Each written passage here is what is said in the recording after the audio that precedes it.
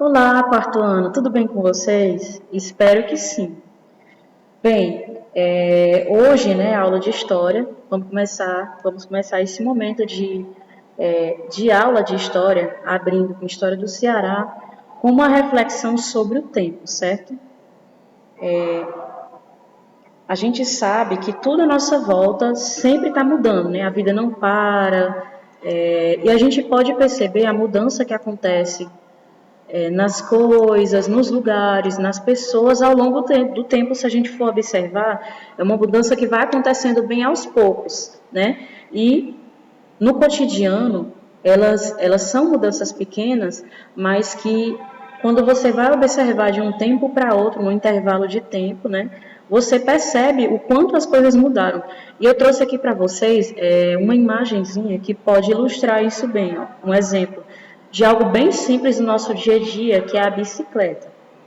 Vocês estão vendo aí, ó, como era a bicicleta no ano de 1808, esse modelozinho bem diferente do de hoje, ao longo dos anos, né? Ao longo das décadas, isso foi evoluindo, certo? A bicicleta, ela foi evoluindo até chegar a esse modelo que a gente conhece hoje. E da mesma forma, gente, acontece com tudo que se passa na nossa vida, né? Eu sempre ouvi meus professores dizerem que a gente está sempre fazendo história, né? Fazer história é construir a vida, é provocar mudanças. Então, assim, a história ela está sempre acontecendo, né? E para falar do Ceará, eu trouxe também umas imagenzinhas para mostrar para vocês e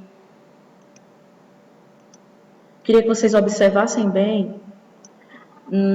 Vocês já chegaram, eu queria só que antes de falar sobre essa imagem, pare para pensar. Você já foi no centro? Eu imagino que você já deve ter feito algum passeio com seus pais. Você já chegou aí no centro, na Praça do Ferreira? Se você não conheceu a Praça do Ferreira, pronto, é essa praça que a tia está mostrando aqui, ó. Essa praçazinha, ela fica no centro da nossa cidade de Fortaleza. E aqui eu estou mostrando para vocês, ó, existem coisas no nosso Ceará, existem lugares, existem estabelecimentos, né, que eles mudam muito com o tempo. Aqui uma imagem da Praça do Ferreira, no centro de Fortaleza, em 1934. Olha a diferença. Se você for observar bem, até o modo como as pessoas se vestiam era diferente. A câmera daquela época ainda não conseguia captar as cores, era tudo em preto e branco. Algumas coisas a gente vê que se mantém até hoje, mas dá para perceber mudanças na Praça do Ferreira de 1934 e a Praça do Ferreira de hoje. Bom, se você observar, você vê prédios que não existiam na época, você vê bancas de revista, certo? São alguns aspectos se mantêm, outros mudaram, certo? Observando essa imagem, eu quero que você pegue seu caderno, você dá uma pausa, você pausa o vídeo, né, por um instantinho, para que você possa copiar essas perguntinhas aqui no seu caderno, e aí você vai responder colocando a data, certo? A questão 1. Como se apresenta a Praça do Ferreira na imagem 1 e na imagem 2? Você vai olhar novamente, né, as imagens das fotos da Praça do Ferreira e você vai descrever quais são os traços que você observa de como é que ela estava em 1934 na imagem 1 e como ela está atualmente na imagem 2. Você vai descrever, certo? A questão 2. Qual é a diferença de tempo entre as publicações? Observa o ano da primeira imagem, a segunda imagem é atualmente, certo? É hoje. A terceira questão, na sua opinião, o que mudou? O que permanece? Pronto, a sua opinião é o que você vê. Você observa a imagem com bastante atenção e o modo como você entender, as mudanças que você perceber com o seu modo de olhar, é o que você vai anotar aqui na resposta da terceira questão, certo? Não esqueça de colocar a data. Vamos dar prosseguimento. Bem, sobre a história geral. Antes de começar, eu quero pedir para que você possa abrir o seu livro na página 6, né? A nossa explicação vai girar em torno do conteúdo da página 6, 7, 8 e 9. Eu vou ser bem breve, mas eu quero pedir que assim que terminar essa aula, você possa dar uma lida no conteúdo, certo? Nosso tempo, nós não dispomos de tempo suficiente para explanar esse conteúdo bem, ler tudo que está no livro e tal, mas eu quero pedir para que você possa dar continuidade com a leitura, certo? Do que eu vou introduzir aqui. Uma das teorias sobre como surgiram seres humanos diz que as origens da humanidade traçam um caminho direto do continente africano, espalhando-se pelo Oriente Médio, Ásia e Europa e, consequentemente, pelo resto do planeta.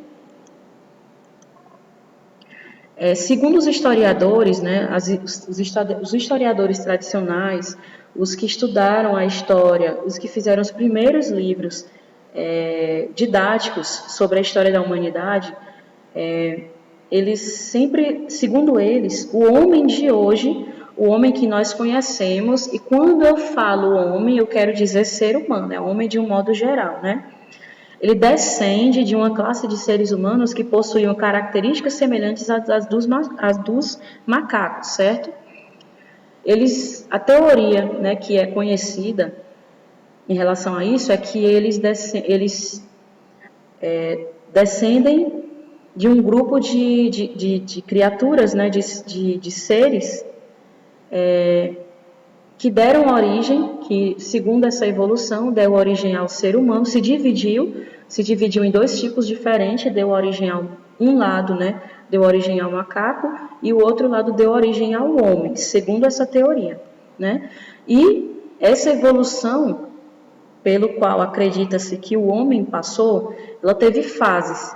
Cada fase dessa, como está ilustrado aqui na tela, ó, cada fase dessa recebeu um nome, certo? Todos eles são chamados de Homo, certo? As fases da evolução humana, né, conhecida pelos arqueólogos, foram denominadas com esses nomes aqui, ó: Homo habilis, Homo erectus, Homo sapiens neanderthalensis, Homo sapiens sapiens, certo? O Homo habilis, né, que é a mesma coisa que homem habilidoso, ele viveu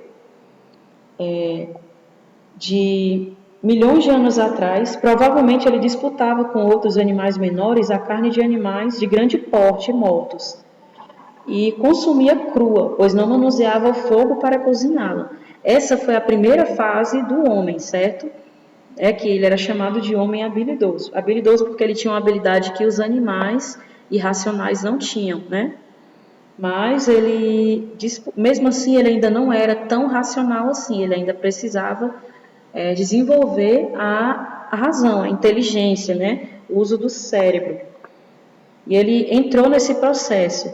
Logo depois veio a fase veio o tempo, né? Ele evoluiu para uma fase que ficou conhecida como Homo erectus, que era o homem ereto, onde ele ficou mais de pé. Antes ele andava mais abaixadinho, mais inclinado, e com o tempo ele foi evoluindo para um tipo de homem, né, para uma fase em que ele já andava mais de pé. Por isso chama de homem erectus, porque ele andava ereto, né, ele ficava de pé, andava com as duas pernas, né, que ele habitou a Terra, né, cerca de 1.003.000.000 de anos atrás.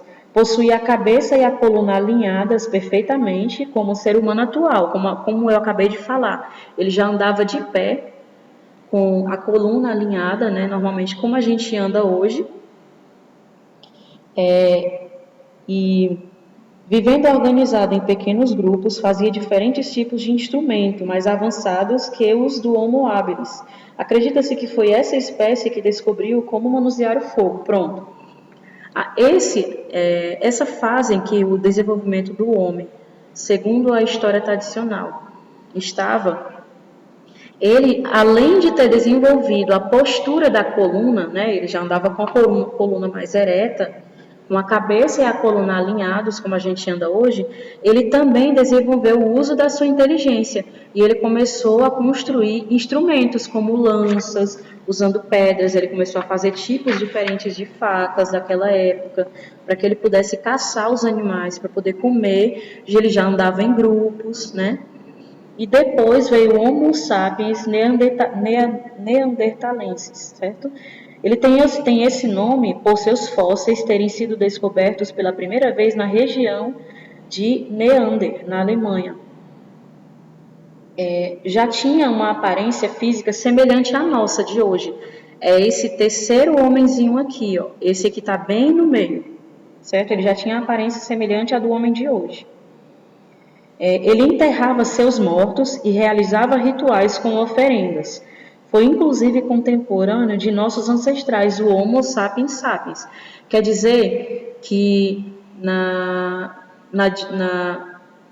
transição da fase desse homem, né, dessa fase desse homem aí, para o Homo sapiens sapiens, eles já conseguiram conviver, né? Ele já conseguia encontrar homens que já estavam numa fase mais avançada do que a dele.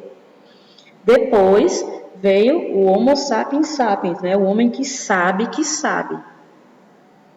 E é a espécie mais relacionada à humanidade atual. Surgiu em torno de 100 mil anos atrás e é atualmente a única espécie de hominídeo no mundo. De suas conquistas, a maior de todas foi desenvolver a comunicação, que se dava por meio de pinturas, esculturas e desenhos. A gente é bastante conhecido hoje,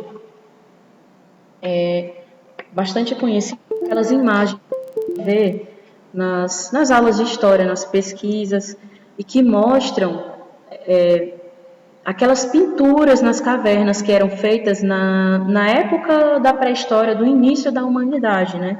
Essas pinturas que mostram bois, elefantes, pessoas, né? Homens caçando, elas foram feitas por esses homens, esses primeiros homens da humanidade, certo?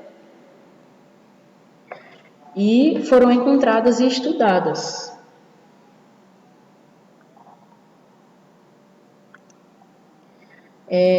Partindo da teoria de que o ser humano surgiu na África, né, que é a primeira teoria que fala que o homem surgiu na África e da África partiu para os outros continentes e se espalhou pelo restante do mundo.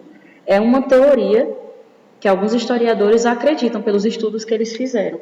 Partindo dessa teoria, que de lá espalhou-se pelo resto do mundo, topamos com o seguinte questionamento: se o ser humano surgiu no continente africano, como é que ele chegou até o nosso continente, a América, né? A gente pensa, como foi que o ser humano ele se espalhou assim pelo resto do mundo, né?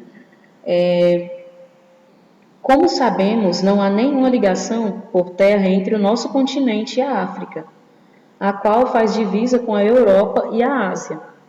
Os meios de transporte que poderiam possibilitar tal chegada, navios existentes ou aeronaves, só seriam desenvolvidos milhares de anos depois da vinda do Homo sapiens. Então, como os colonizadores europeus encontraram gente já ocupando estas terras quando aqui desembarcaram? Bem, partindo dessa pergunta, né, eu quero lembrar que, segundo a história ensina, né, acredita-se que antes, no começo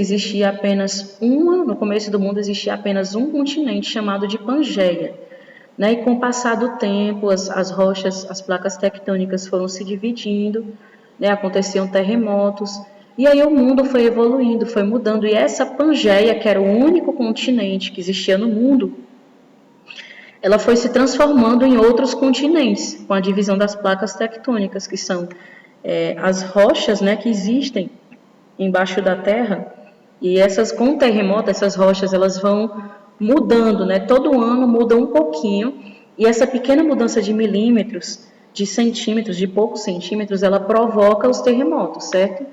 Então, assim, a partir dessa pergunta, dessa dúvida, eu quero deixar aqui a reflexão, quero convidar a fazer a leitura do livro, e a atividade, né? Não deixe de fazer a atividade que está no livro na página 11, certo? Faça a leitura do conteúdo completo. Em caso de dúvida, pode procurar a escola, pode entrar em contato para que a gente possa tirar dúvidas juntos, mas não deixe de tentar fazer, certo? Peça ajuda do seu pai, da sua mãe, da pessoa que você tiver por perto, mas não deixe de ler o conteúdo do livro, tá bom? E se necessário, até para fazer uma pesquisa fora também, não faz mal não. Pois por hoje é isso. Tchau, bom estudo, viu?